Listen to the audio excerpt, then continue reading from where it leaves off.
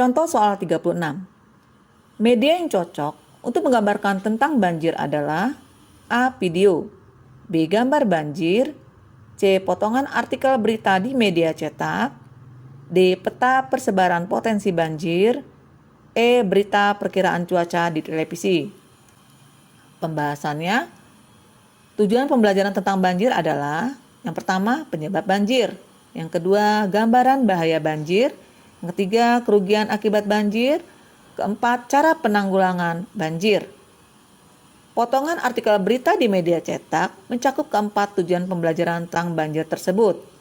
Jadi jawaban yang paling tepat adalah yang C, potongan artikel berita di media cetak. Contoh soal 37.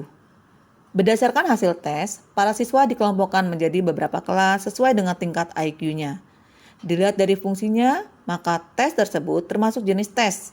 A. Seleksi, B. Penempatan, C. Pretest post-test, D. Diagnostik. Pembahasannya, tes penempatan itu adalah suatu jenis tes yang bertujuan menempatkan atau mengelompokkan siswa sesuai dengan kemampuannya. Hal ini didasarkan pemikiran bahwa setiap siswa tidak memiliki kecepatan belajar yang sama. Jika mereka disatukan dalam satu kelas, maka akan terjadi kesulitan dalam mengajar mereka. Jadi jawaban yang paling tepat adalah yang B, penempatan. Contoh soal 38. Dalam mengawali pelajarannya, Pak Nendar menyampaikan suatu permasalahan guna mengunggah dan menimbulkan kepenasaran para siswanya.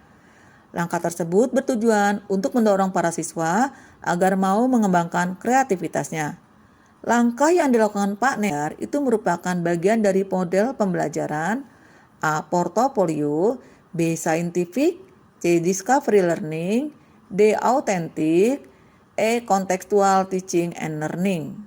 Pembahasannya, nah ada beberapa sintak ya di sini.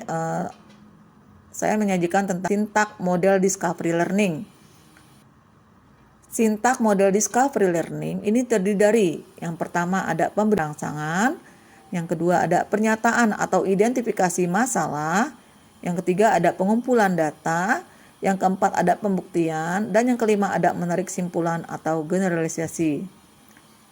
Jadi karena di sini ada pemberian rangsangan-rangsangan, maka jawaban yang paling tepat ini adalah yang C, yaitu Discovery Learning. Contoh soal 39. Manakah cara yang paling efektif dan bermakna dalam mengkomunikasikan hasil penilaian harian atau capaian sementara kepada siswa dan orang tua? A. Menggunakan angka-angka dan peringkat sementara siswa dalam kelas. B. Menggunakan angka-angka tanpa disertai peringkat. C. Dalam bentuk kategori A. Sangat baik, B. Baik, C. Kurang, D. Kurang sekali.